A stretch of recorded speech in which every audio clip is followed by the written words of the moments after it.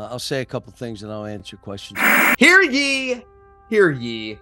Sometimes when you're on the court playing with all the passion, compete with all the passion you can, your insides end up all over the floor. You on drugs? Being really good at basketball is over here. I mean really good. Being really good at competing is over here.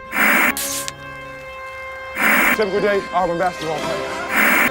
You go to the hole and dominate. Tennessee Volunteers have wrapped up an SEC outright regular season title.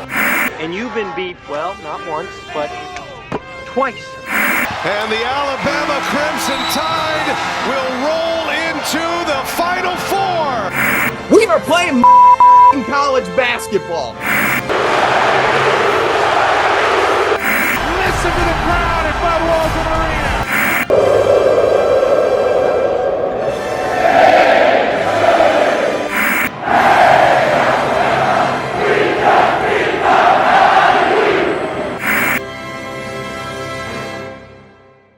I have never gotten that kind of greeting in this building. Has the SEC ever been better? Tons of top 25 teams, elite incoming freshman talent, 7 top 20 transfer classes, Hall of Fame coach movement, a serious chance of breaking an NCAA tournament record, and a team looking to win a national championship after a Final Four run last season. We are just days away from the start of the college basketball season. Anticipation for what this conference has to offer has never been higher. We're going to give you an entire breakdown of the SEC today on the Hoop Southbound Show.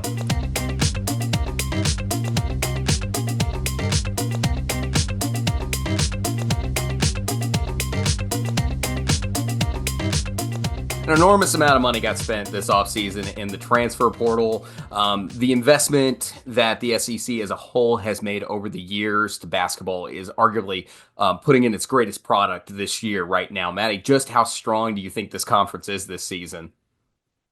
I mean, not to be biased, but I think the SEC is the best basketball conference this year.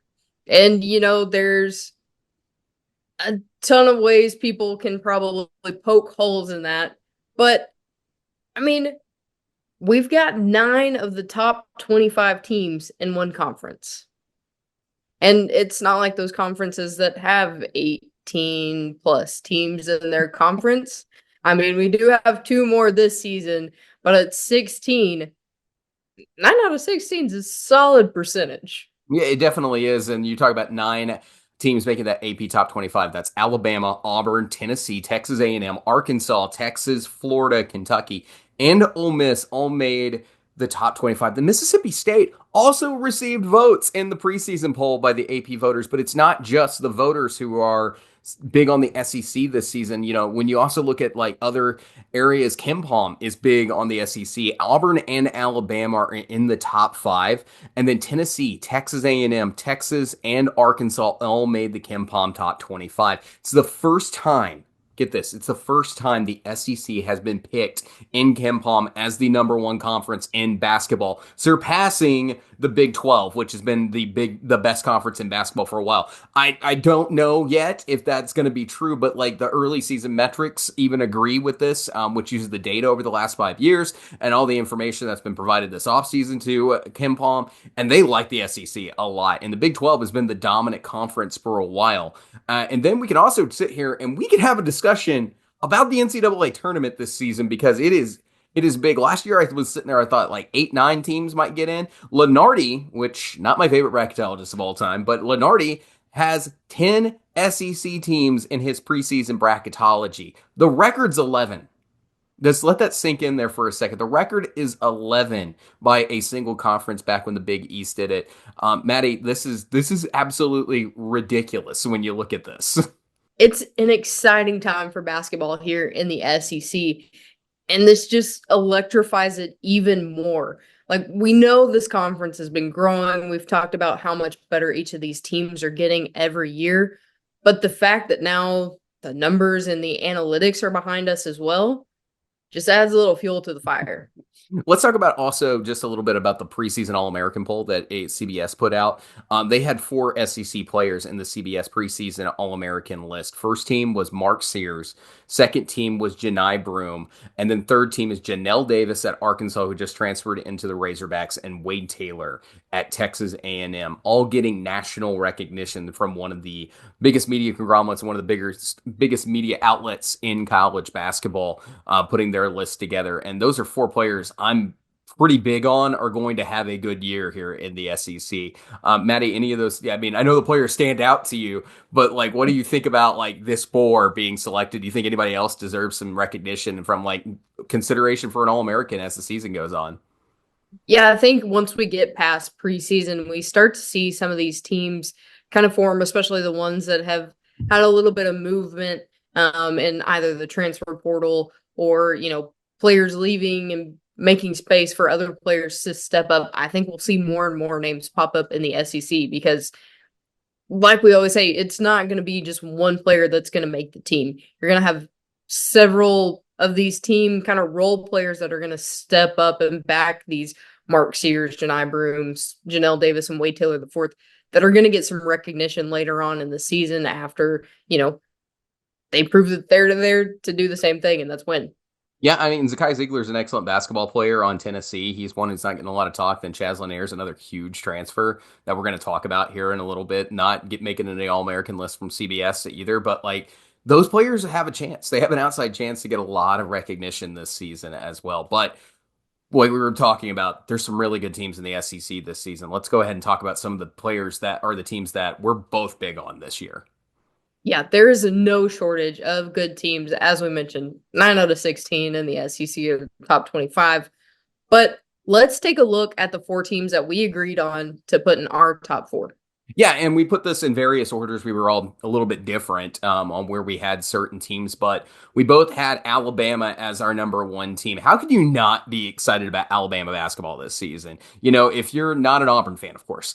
This is one of the most exciting teams in the country this year. Alabama was number 2 in the AP Top 25 preseason poll. They're number 4 in the preseason KenPom. This team's coming off a Final Four run that was pretty unexpected. They're returning a ton of talent on this team. Grant Nelson, Latrell Wrightsell, Jaron Stevenson, all back. And of course, Mark Sears is back as well. Mark Sears looks like the kind of player that could make a run at being not only the SEC player of the year, but the Naismith player of the year. He put up incredible offensive numbers last season and already looks like a force on this team.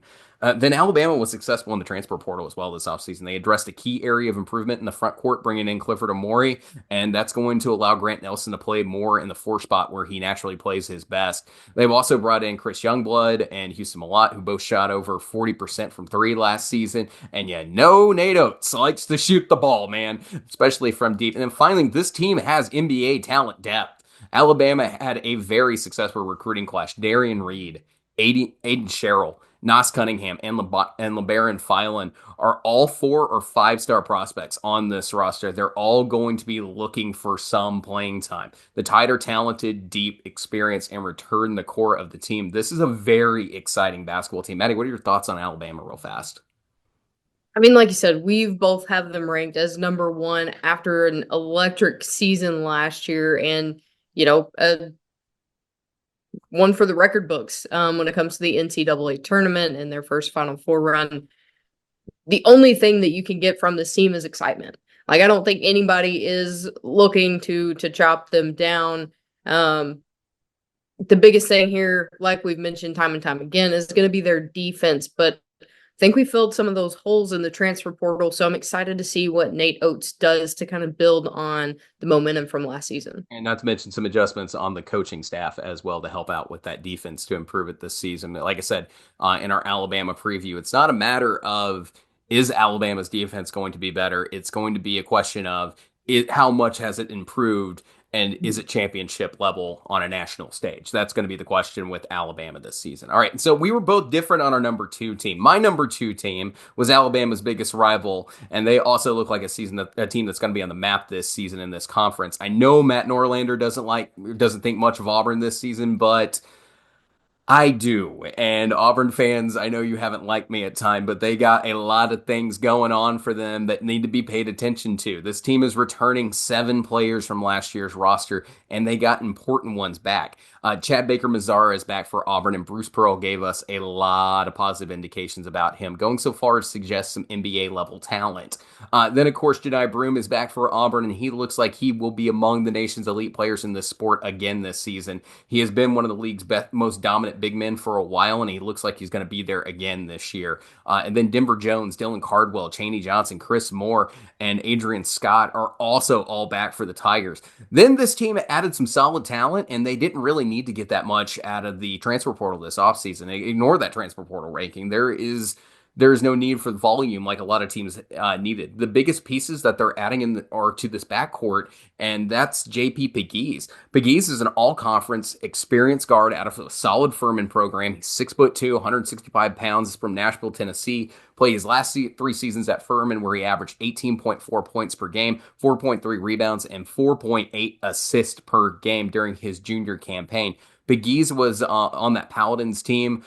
He was their leading scorer and a top playmaker. He had a 2.32 assist to turnover ratio, 144 assists and only 62 turnovers. From the field, he shoots that magical number from 3 we're all looking for. They're over 36%. And he delivers at the free throw line at 87.5%. Foul this kid. Points are coming. Can he make the jump to the SEC this next season? Well, last year they played Arkansas, Furman did, and Pegues put up 21 points and had 3 3-point field goals, made 6 assists, and went 10 for 10 from the foul line. The year prior in the NCAA tournament, Furman faced Virginia out of the ACC. Pegues put up 11 points, 4 assists, and a steal. Furman went on to upset that number 4 Virginia team. So all signs point to yes, he can produce in a higher level at this conference. And then they got some good freshmen coming in. I really like Tahad Pettiford. He can bring what he brings to the table. He's an exciting athletic point guard, and he can be a solid piece for this team. And this team also, this is just a weird trend and just some facts and knowledge you can drop on some people. This team finished top 5 at KenPom last year.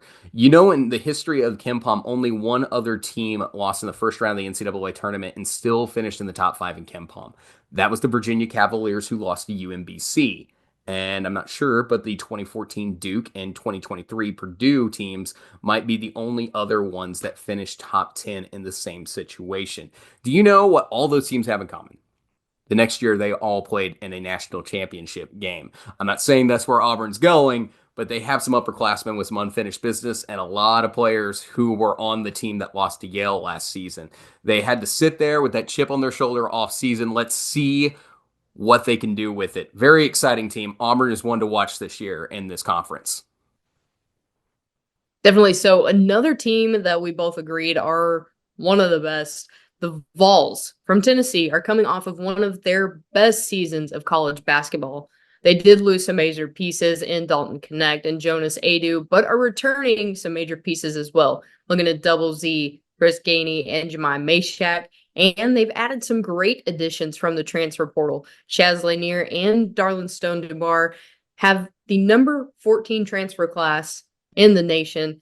While I don't think we see quite the run that we saw last year, Tennessee is still a major contender in this conference and one of the best teams in the country. I totally agree with you on Tennessee being a very good basketball team. Like I said, anytime you return those amount of players back to a team like this and key pieces, like Zakai Ziegler is an excellent defender, and that's like the cornerstone of what Rick Barnes has going on for him. I really like Double Z coming back for Tennessee this season. And then Darling Stone-Dubar and Chaz Lanier, you're both right. Those are huge transfers in for Tennessee. But I also want to see JP Estrella jump up this season. I want to see Cameron Carr and Cade Phillips jump up this season for Tennessee and make a bigger impact on this team. I also want to see what Felix Okpara has to offer in his junior campaign. He's played some big-time basketball over there in the Big Ten, and he's a player that's very physical and plays well down low. I'm interested to see how he fills in with Jonas Aidoo transferring to Arkansas, and then same with Igor Milicic Jr., 6'10" guy who can shoot. Like that's exciting. This team has got experience in the NCAA tournament as well.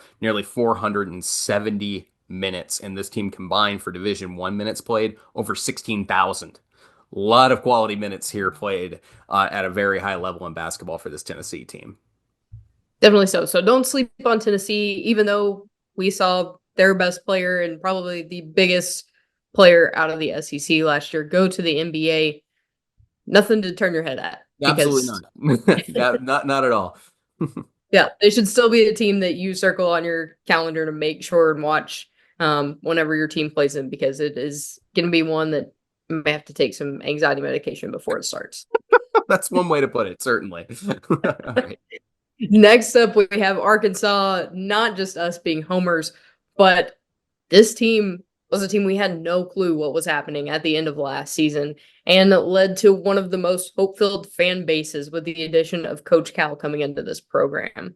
With the addition of John Calipari came the addition of several Kentucky transfers. We got DJ Wagner, Big C, Aidoo Thiero, and for some reason, talent seems to follow Cal no matter where he is. So he brought in some excellent freshmen and transfers outside of Kentucky. Johnell Davis, one of the best guards in the NCAA, and Jonas Aidoo from Tennessee. They have the best transfer class, according to 24/7. And if you've already started diving into basketball, we saw a big win for this team against number 1 Kansas in an exhibition game. But take that with a grain of salt, because they were without 2 of their biggest players. Yeah, we also know how Purdue went last year and how season turned out. But yeah, no, it looked good. Overall, there was some definite signs of improvement that needed to take place on this team from that exhibition game. But you're right. And then the freshman talent is really exciting in that exhibition game. We saw Boogie Fland play a heck of a basketball game in that exhibition matchup. Boogie Fland's a very exciting freshman coming into this conference this year. And then Billy Richmond and Carter Knox are also going to be looking to get key minutes. The one thing I'm concerned about Arkansas is depth. That's like my one big thing. This 9 has to work for Arkansas. There's no going further down to 10, 11, or 12 on this roster like some Eric Musselman teams in the past if somebody's not producing. So it's going to be a little bit different. The depth on this team is not quite the same as some other teams we've seen in the past. All right, so let's go to some of the teams we didn't mention who deserve some conversation in this area. Florida looks like a very solid basketball team. They're returning key players like Will Richard and Walter Clayton Jr. Alex Condon also looks like a sophomore who can break out this year. Kentucky is a very high potential basketball team that I think will put up a ton of offense this season and be very hard to deal with under Mark Pope. If you watch BYU basketball last year, you know exactly what I'm talking about. No, those were the teams Maddie and I had a bit of a consensus on. Everything else kind of shook up a little bit differently in each of our projections, but those are the teams that we seem to both have the most confidence in coming into this season. We'll talk some more about those teams as we go on here. But Maddie, we also did a top 5 list early in the season under the radar teams. We came up with 2 different teams for our number 1. So what do you got going on there? Yeah, so my number 1 for under the radar, I went with Georgia. This Georgia team has a whole lot of potential going into the season. When we talked about this team last year, we mentioned they're moving in the right direction. Thankfully, that path is seeming to continue with some excellent transfers, a slew of sophomore talent that stuck around with Mike White, and some solid incoming freshmen. They definitely have some good talent, but after last season, we know they have the drive to make that as well. They're listed as a preseason number 45. That ranking kind of shocked a lot of people. Matt Norlander commented, Mike White has 2 vital contributors back in the lineup, namely Silas DeMurray Jr. and Blue Kane. Notably, DeMurray might just be the most undervalued player in the SEC. He also discussed Asen Newell, the Bulldogs 5-star pickup, along with Tyron Lawrence and RJ Godfrey that White secured from the transfer portal. These names have a lot of impact on that ranking, but so do White's coaching abilities, which we expect to see on full display this basketball season. Yeah, it's a good Georgia team. I didn't really disrespect Georgia at all in my top 5. We just came out to different number 1s. I think they're super talented and have a chance to make the NCAA tournament. They look like a bubble team for sure, and like one that's going to have a chance to push the SEC toward that 11-team record this season. They're one of the teams that are just circled as a potential NCAA tournament team this year. Another team that we feel differently on in our rankings, but I had as my number 1, that's the Missouri Tigers. There's a lot of reasons to take some interest in Missouri this season, primarily because of how effective this team has been in recruiting and in the transfer portal. Missouri has one of the best recruiting classes in the country. Let that sink in. Missouri has one of the best recruiting classes in the country, and they're getting picked toward the bottom of the conference consistently. Additionally, this team addressed one of the biggest issues they've had the last few seasons, and that's the front court. They got some solid freshmen to come play center and got good transfers to play the 4 and 5 spots this year. The biggest limiting factor for Missouri this season is going to be their defense. Gates has never been an elite defensive coach, and there's a lot of room for improvement there. However, this team is one of the most talented team. It has to be the most talented team that Dennis Gates has had at Missouri thus far. And this can be a very good season for them. That 0-18 record in conference play has a lot of people sleeping on them, I feel like. However, I certainly feel like this can be a top 10 team in the SEC this year. And that would be enough to return to the tournament this season with how deep this conference is. I like Missouri to get back to the NCAA tournament this year. And like I said, they have to. They will be better than what they were last season. I don't see how it's possible to go 0-18 again in the SEC with this much talent on this team. Yeah, definitely a very talented team. I think I am erring more to the side of caution just based off of last season, which I think a lot of people are. But it's easy to kind of be under the radar when you're in a program with so many amazing teams, coaches, all the things. But let's jump into kind of some of those storylines that we talked about jumping into the season. Biggest one, obviously, John Calipari coming to Arkansas. Oh, I thought obviously you were with Mark Byington going to Vanderbilt. That was the biggest story of the offseason. Oh, yeah. That was wild. Just threw you off your rhythm and everything there. Go ahead. Obviously, one of the wildest storylines in the SEC was Coach Cal leaving Kentucky to come to Arkansas. Along with this move came a massive NIL increase and loads of talent pouring into the program. We saw something we criticized very heavily last season with Cal at Kentucky was the transfer portal. He leaned into it and embraced the portal and put together a phenomenal team.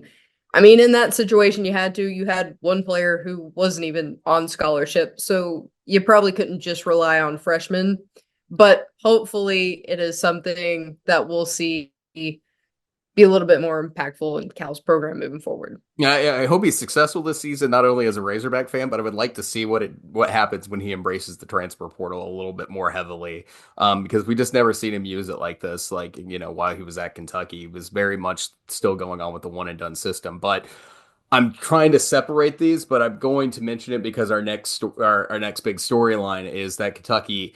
Cal is going to be returning to Kentucky this season to go to Rupp Arena to face the Wildcats, and that's going to be a huge, huge night there for Mark Pope and all the fans in Big Blue Nation. And that's our other big storyline. The Mark Pope era has begun in Kentucky with Calipari's movement this offseason to Arkansas that opened up the best coaching job in the country. Mark Pope was kind of the dark horse candidate for this job. Kentucky looked at Billy Donovan, Dan Hurley, and Scott Drew this offseason, but Pope ended up with the job. Pope is a very interesting hire. Of course, no one wants to be the guy to follow the guy. There was some big shoes left behind by Cal to fill, but Pope is a very high ceiling candidate, in my opinion, and has a very modern way of looking at basketball. There's all kinds of potential this hire has, and the offensive game plan that Pope has is one of the most effective in the country. It puts defenders in tough scenarios to guard the three or the driving lanes. We've seen highlights of players just being on skates trying to guard this offensive scheme. It's tough to defend, and I expected to give some teams fits throughout the season. The Wildcats just have to be effective shooting the basketball for this offense to work. But this is a very interesting hire, very different era for Kentucky, and one that is very likely healthy for the program overall. It may not pay huge this year. It could, but it might not. But give this guy some time, and I'm very excited about what the future holds under Mark Pope for Big Blue. It is a high potential hire and one that very much modernizes the basketball program, in my opinion. Yeah, I think it's one of those situations where, like I said, kind of came out of the blue, but for future purposes, this could be fantastic for Kentucky. You get a guy in there when he's, starting to come up a little bit. You give him the resources that he needs and he can build a legacy. So fingers crossed for Kentucky fans. And it's also like one of those things with Nate Oats and how he's impacted this conference with a very analytics-driven formula. We saw Florida hire Todd Golden. Now we see Kentucky come in and make the move to someone who plays a very modernized version of basketball that's driven on analytics and the three ball. Definitely so. Another huge storyline. We've got two of the SEC powerhouse programs, two of the biggest rivals in all of college sports. Alabama and Auburn will have one of the biggest years in the Iron Bowl of basketball. We obviously respectively ranked both of these teams in our top three, and the nation is agreeing that these are two of the best teams in college basketball. The Iron Bowl of basketball is going to be one of the most electric games in all of college sports this year. And not to mention, not only, this is a home and home series. We're going to see this game not only in Tuscaloosa and on the Plains, but it's also going to be on the last day of the regular season as well. This game could have a huge, massive impact there in Neville on March 8th on who's going to be the winner of the SEC regular season title between Alabama and Auburn. These seem to be the two teams that a lot of people are picking somewhere in that top three. And yeah, that final night of college basketball, you're just a few months away now in March, is going to be huge there on the Plains. And that is a rivalry game that does not stop, and it's been unpredictable over the last 7 seasons who's going to come out on top of a game between those two. All right, one more under the radar storyline here is that Texas will be taking a trip this season to Oxford this season to face Ole Miss. Chris Beard, the coach at Ole Miss, was, of course, Texas's coach back in the 2022-2023 season before Texas fired him for cause. This is going to be the first matchup Beard has had with his old school since his dismissal. There's going to be a lot of mixed emotions from Texas fans in this game, just like there were when he was fired at Texas. I'm not going to get into all the details. We've talked about the incident back in an earlier episode. If you want more details on the situation because you're unfamiliar, give it a Google and you will find the details, I promise. Additionally, there's a group of Texas fans out there that aren't completely sold on Rodney Terry being the head coach at Texas. A lot of that thought process comes from how Rodney Terry got the job in Austin. Terry was an assistant coach under Chris Beard before taking over the team in the interim, and then, of course, became the permanent head coach after their run in the NCAA tournament that season. This is going to be a very interesting basketball game when these two face, and one that's going to carry a lot of weight with Texas fans going into this season. And then additionally, we mentioned Texas. Oklahoma and Texas joined the SEC this season after leaving the Big 12, which was widely considered the best conference in basketball for a few years. However, this season, like we mentioned, KenPom has the SEC preseason number 1. This is not going to be a step down in competition by any means for either team in this conference this year. Not only that, but further, Oklahoma and Texas are going to be reunited with some old rivals from the Big 12 and the Southwest Conference this year. They're going to face teams like Missouri, Texas A&M, and Arkansas this season. Definitely some familiar faces that fans in both these fan bases haven't seen for a while, especially when we have that first game there in College Station between Texas and Texas A&M. That's going to be an exciting matchup and one that we've got circled as one of the best games in the conference schedule this season. Speaking of some of the best games, there are some massive games going down in the non-conference schedule. To start it off, opening night, you've got Missouri versus Memphis, and then Texas against Ohio State. Looking at the rest of November, you've got Arkansas facing up against Baylor in Dallas, Tennessee versus Louisville, Houston versus Auburn, Kentucky will play Duke in the Champions Classic, Alabama will face off against Purdue, Florida will play Florida State, Texas A&M will face up against Ohio State, Alabama versus Illinois, Arkansas versus Illinois, and not to mention we have huge MTE matchups. You'll get Auburn and Maui. Alabama and Texas A&M will both be at the Players Era Festival.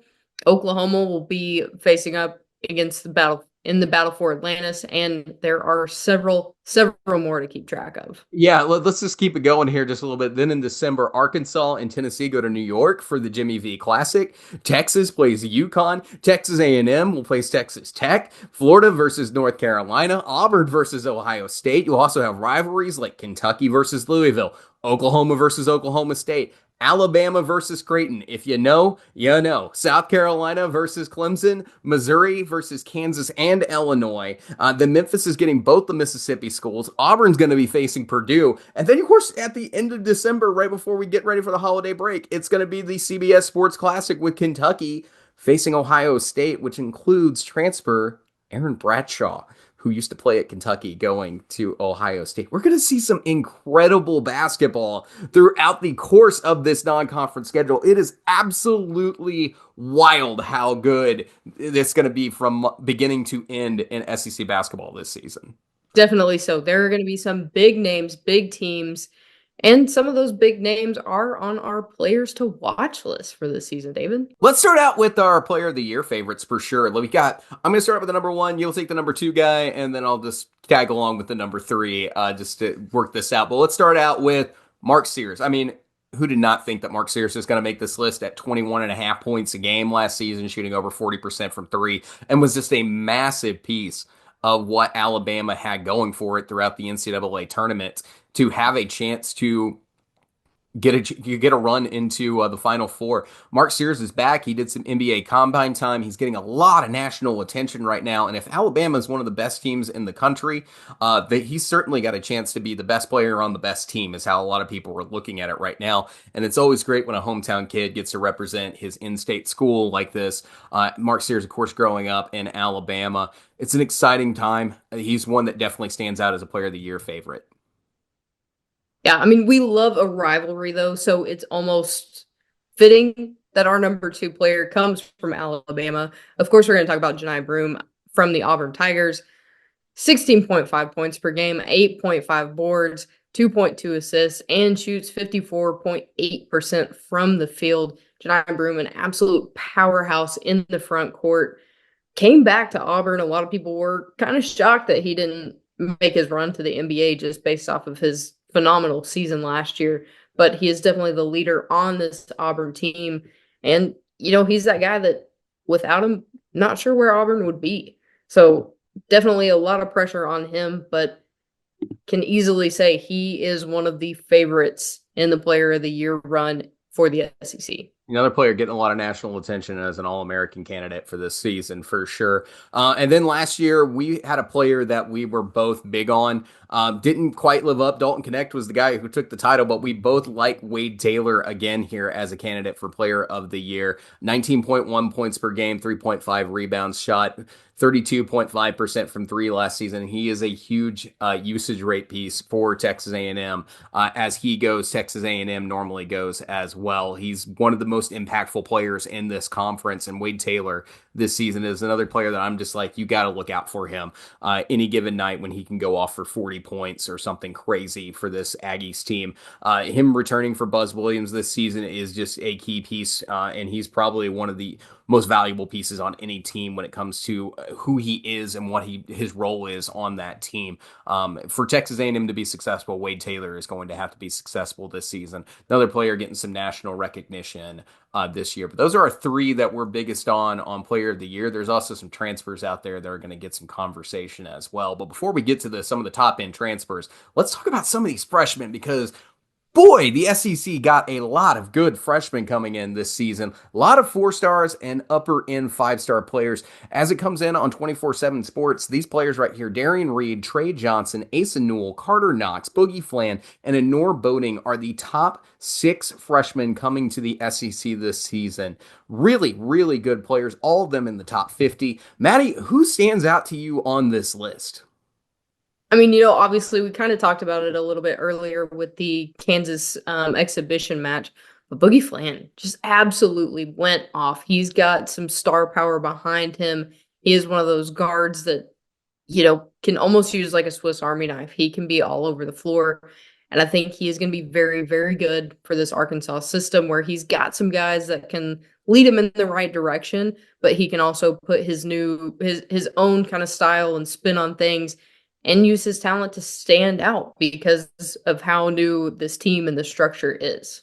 Yeah, I like Boogie Fland a lot. He's probably going to be the best pro on this list when it comes to the NBA time. He's one of those candidates a lot of people are circling as one of the best potential pro athletes coming to the NBA in the future. A lot of attention being played to Boogie Fland. For college basketball specifically, Tre Johnson.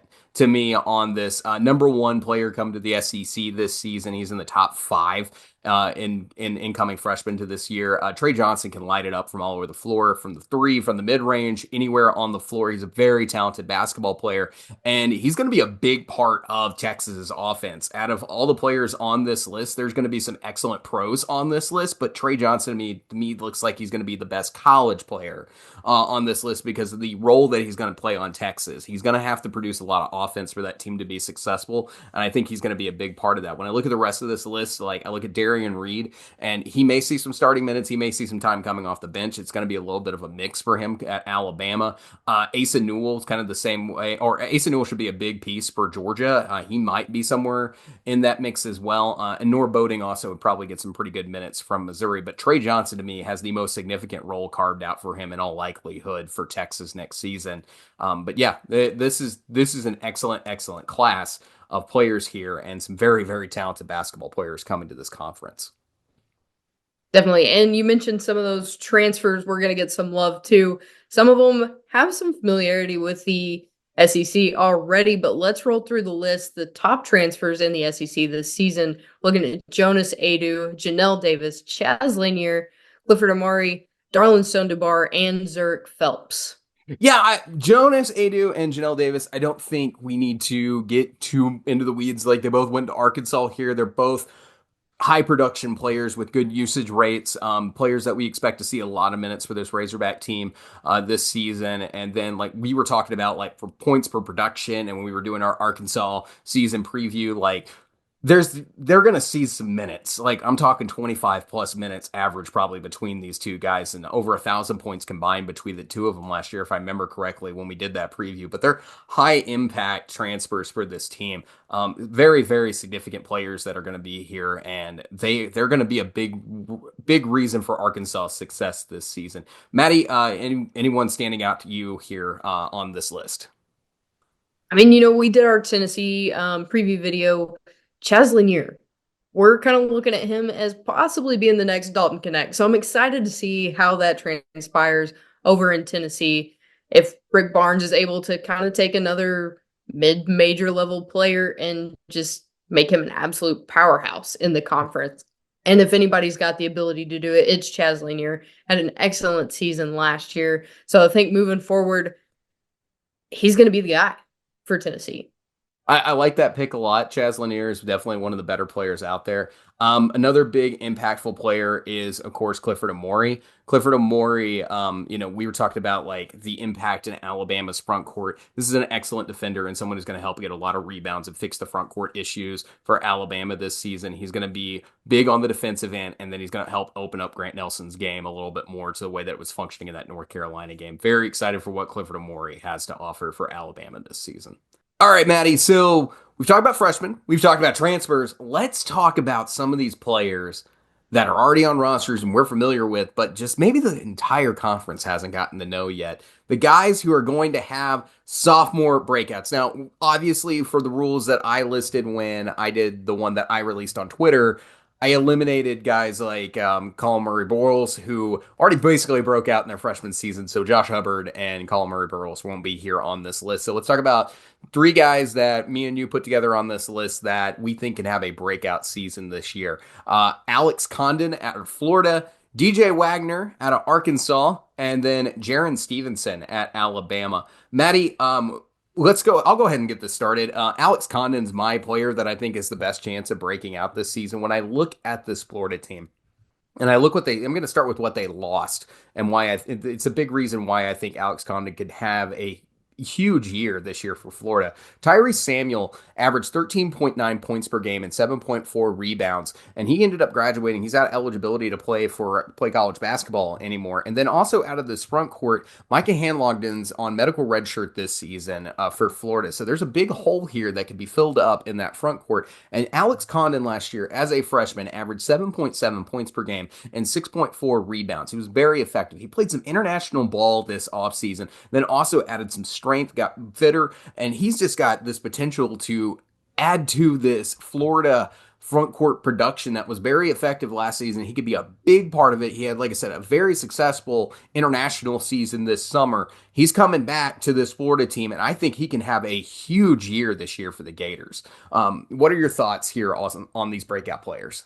Yeah, doing a deep dive here on Jaron Stevenson, 16.6 minutes average per game, which isn't bad for a freshman, but had 5.3 points per game, 2.7 rebounds, 0.4 assists, shot 41.8% from the field, and 31.7 from three. We know Nate Oats likes those forwards that can shoot three-point shot. So I think we're going to see him kind of backfill Grant Nelson in his role, see a little bit more of that stretch 3-4 position with Jaron Stevenson, and maybe fill some of those minutes and get a little bit of that production up. I like it a lot. Jaron Stevenson's a very talented basketball player. I also have spent some time this offseason getting some NBA workouts, got some feedback from the pros this offseason. He's coming back to college. For whatever reason, players, when they do that, when they get that feedback, come back just a little bit hungrier and a little bit more prepared for the season and put in a little extra work and just get a little bit better each time. Jaron Stevenson's someone I actually absolutely agree with you. I expect him to be kind of the number 3 guy and Alabama's front court this season. I think he could have a big year for Alabama this year. Did I say Florida? I meant Alabama. But yeah, I expect him to have a big year for Alabama this year. So also on this Arkansas team, DJ Wagner just was a player that had very high expectations, was a 5-star freshman coming into last season, and was just kind of behind some of his other peers for whatever reason on Kentucky last year. Reed Sheppard and Rob Dillingham were really the standouts when we expected it to be DJ Wagner and Justin Edwards last year. DJ Wagner makes the transition from Kentucky to Arkansas with Coach Calipari, averaged 9.9 points per game, 1.9 rebounds, and 3.3 assists last season. For DJ Wagner, here's my thing. He averaged, when he had games where he played 18 minutes or more on Kentucky last season, they won a lot. On situations where he played less than 18 minutes on that Kentucky team last season, Kentucky would often lose those games. And those were the games like UNC Wilmington, where he was out on injury. Gonzaga, also in that Oakland game in the NCAA tournament. He does a lot of things that don't show up in the stat sheet. So we're now just waiting for him to have a year really where he's showing up in the stat sheet a little bit more, showing that he can be that aggressive scorer that we know he can be, and be a little bit more effective from outside. The biggest thing, his 3-ball was just not that great last year. He shot under 30%. And watching the exhibition game, he was shooting all right in that one. We know he can be a better shooter than what he shot last season. So I'm waiting to see what DJ Wagner can do for this Arkansas team this year. I think he can be a big part of it and could be a very exciting player for Razorback fans this year. I would expect him to have an opportunity to show that NBA talent that we all thought he had back in high school when he was coming into college basketball last season. So he's one of my big players I'm looking here for my sophomore breakouts. Maddie, let's go to the power rankings. Oh yeah. This is what everybody's been ready for 100%. So we put together our preseason projections and everything, but let's start out with what the media has to say who are at SEC Media Days. So the SEC Media Poll has Alabama number 1, number 2, Auburn, number 3, Tennessee, number 4, Arkansas, number 5, Texas A&M, number 6, Florida, number 7, Texas, number 8, Kentucky, number 9, Ole Miss, number 10, Mississippi State, number 11, South Carolina, number 12, Georgia, number 13, Missouri, number 14, LSU, number 15, Oklahoma, and number 16, Vanderbilt. Maddie, I'm going to point out some obvious stuff for people who've been watching our season previews. We tend to agree with the media poll on the top 4, and we tend to agree with the media poll on the bottom 3. Everything in between is utter chaos between us and everyone there. So let's go ahead and go through our polls here, and let's kind of explain ourselves just a little bit in our thinking. So for me, I've got number 1, Alabama. To me, it should be the number 1 team in almost every poll, whoever's putting together their SEC preseason. However, I don't think the gap is as big as everyone is making it out to be. I think this is still going to be a very tough race for the SEC, but Alabama seems to be the favorite to win the regular season title. But this team returns a lot. They address their issues, and somehow this offense might even be better than last season. So let's see how much better they can be on defense. They're my number 1 team. Then I got Auburn at number 2. Love the amount of returners and continuity. Very talented team from last year that stayed together. Johni Broome is among the elite players in the country, and I don't expect that to change this year. Number 3, I got Tennessee. Barnes returns a lot of guys he needed to. Tennessee looks like a team that might be able to shoot the 3 better this year collectively as well. This is this is and will remain this season one of the best defenses in the country. That's an expectation at this point for Tennessee. And then for Arkansas, Johnell Davis and Jonas Aidoo were two of the best transfers in the portal this offseason. Both come to Arkansas, and both should be significant usage rating players on this team. The freshman talent is very good. Boogie Fland, Carter Knox, Billy Richmond. Then you've, like I said, you got the continuity from the Kentucky guys who are coming to Arkansas as well. The biggest concern to me is the team depth here. Not much on the roster past that front nine or so. What you have on this team has to work for in order for this team to be successful. And then number 5, I've got Florida. Only reason I don't have Florida as my number 4 is because of the question marks around this team going into Zion Poole and Tyree Samuel and Micah Hanlongden being gone for this season. But this team addressed those areas in the transfer portal and got solid players like Sam Alexis, Ruben Chinyelu, and Elijah Martin. They should be set. Additionally, the return of Walter Clayton and Will Richard give the Gators a lot of production from the outside. So as I was mentioning, the sophomore breakouts like Alex Condon with a big opportunity there in the front court this season. Rest of my poll, I've got number 6, Ole Miss, number 7, Kentucky, number 8, Texas, number 9, Missouri. As I mentioned, one of my under the radar teams. I think they can be top 10 in the SEC. Number 10, I got Texas A&M. I'm much lower on Texas A&M than several people around the country. I just don't see them being a top 4 team in the SEC with what they've got going on. Number 11, I've got Georgia. Number 12, Mississippi State. Number 13, I've got South Carolina. Those 3 teams, to me, those are the teams that are going to be challenging to see if if the SEC will break the record for most teams in the NCAA tournament all time. All of them seem like teams that should be somewhere in the 10 to bubble range to me this season. And then, as I mentioned, I kind of agree with the bottom. 14, Oklahoma. Number 15, LSU for me. And number 16, Vanderbilt. I know I said don't put Vanderbilt at the bottom of your poll. What I meant was don't put Vanderbilt at the bottom of your poll without doing your homework. Vanderbilt's got a higher ceiling than just being the number 16 team. Would not shock me to see the Vanderbilt Commodores playing much, much better than what everyone's kind of putting them at right now in their power rankings. Maddie, I know you did this in an interesting way this season. Do you have your poll? I mean, I have confidence in the top 4 of my poll. I have confidence in like the bottom 4 of my poll. Everything else, I'm just kind of like, eh. For lucky you, I have kept up with your blind rankings. So we can go through this real fast and that'll be fun. So I've kept track here and keeping you accountable on this. So please feel free to explain yourself. You've got number 1, Alabama, which I imagine a lot of the same reasons I do as well. Yeah. You've got no explanation there. Okay, so here's my first question. You've got number 2, Tennessee over Auburn, who you've got number 3. Why Tennessee over Auburn? So I've got Tennessee over Auburn a lot based off of last season and what they were able to do.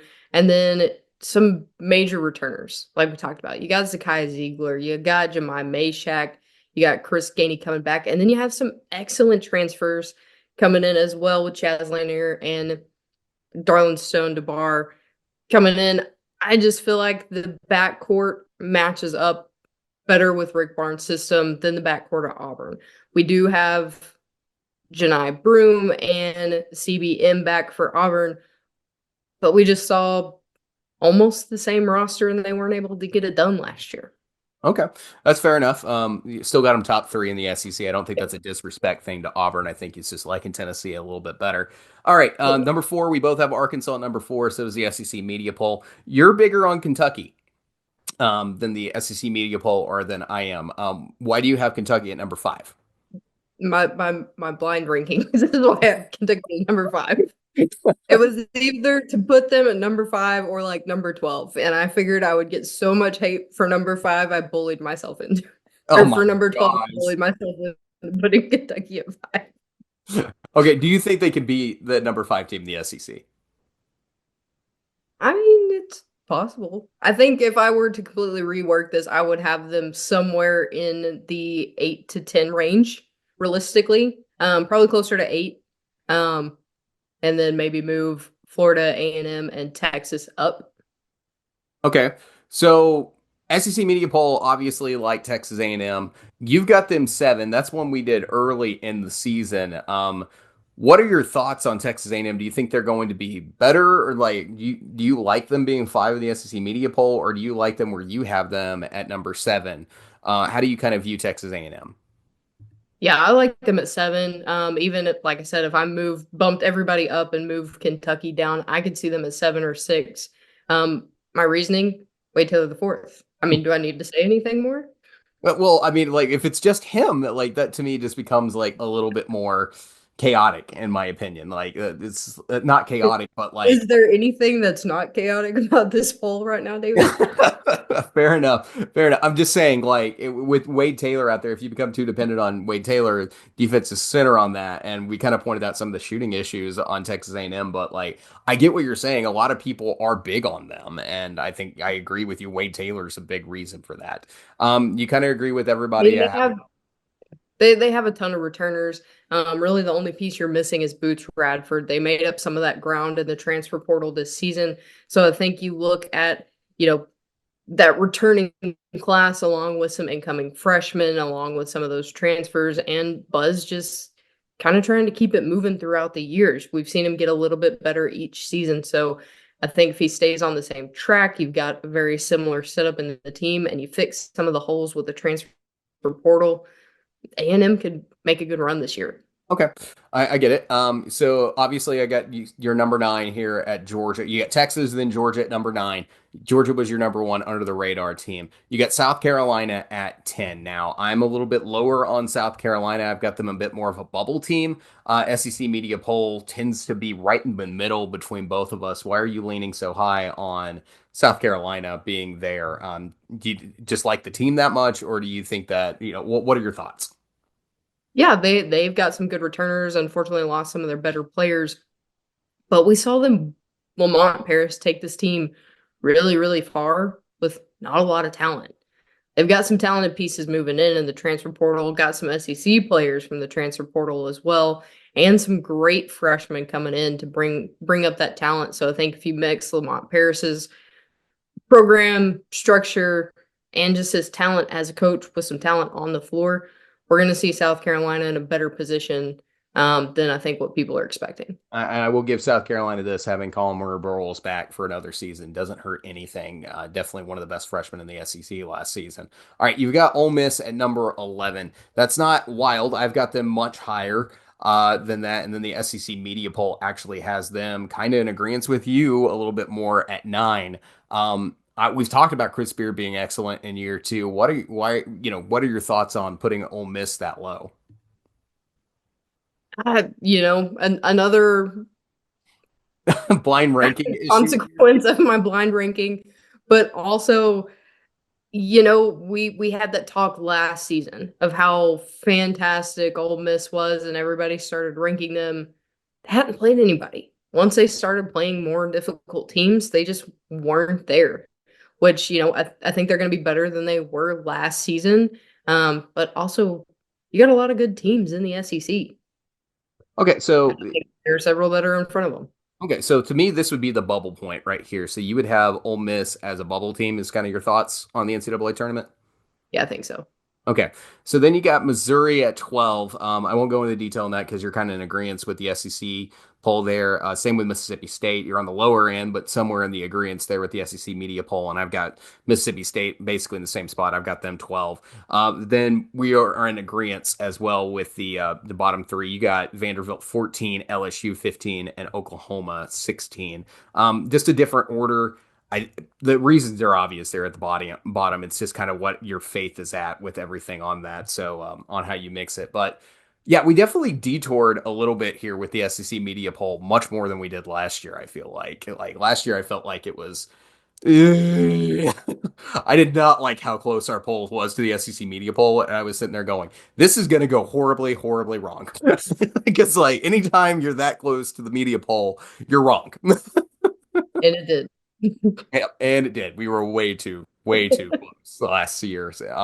But yeah, no, definitely some differences there between the two of us, but interesting nonetheless. All right, let's go to, this is not SEC basketball. This is something to give you else to watch this season outside of SEC basketball and something to take an interest in. It's our mid-major spotlight. And last year, neither one of us got a team in the NCAA tournament last year. It was sad.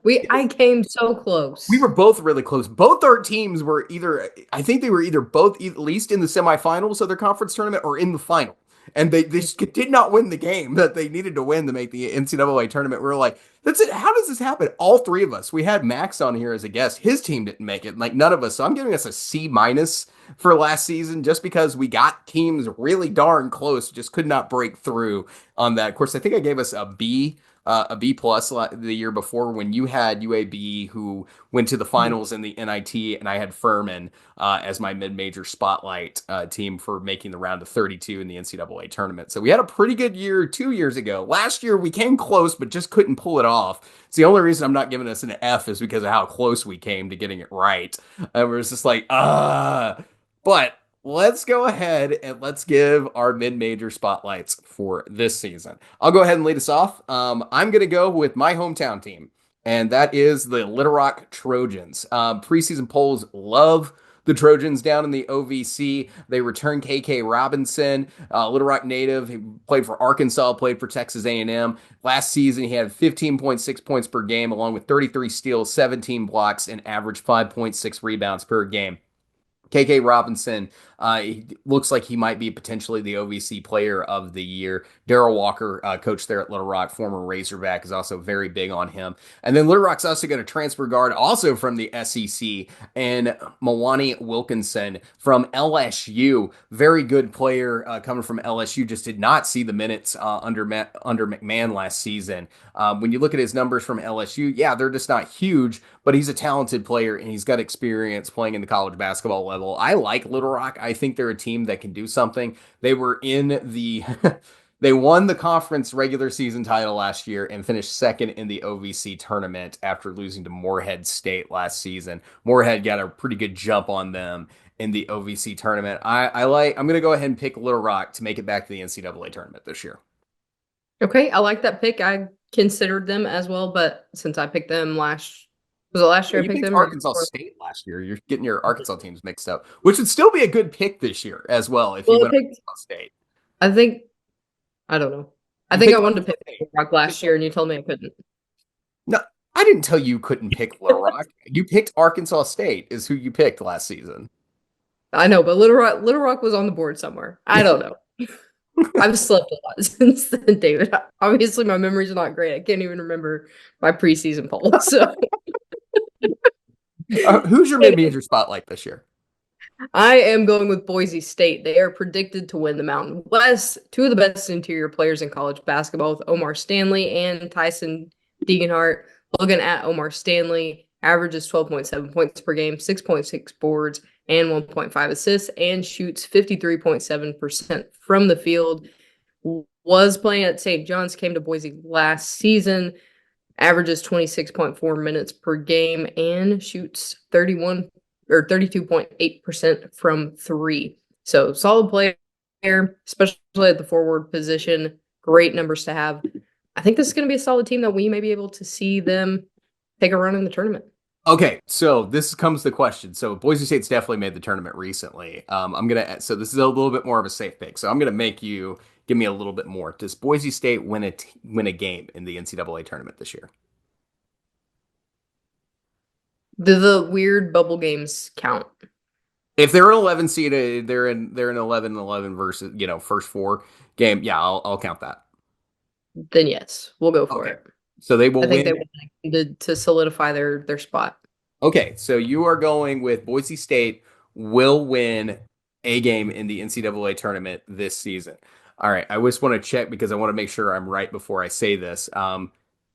Yes, indeed, I am correct.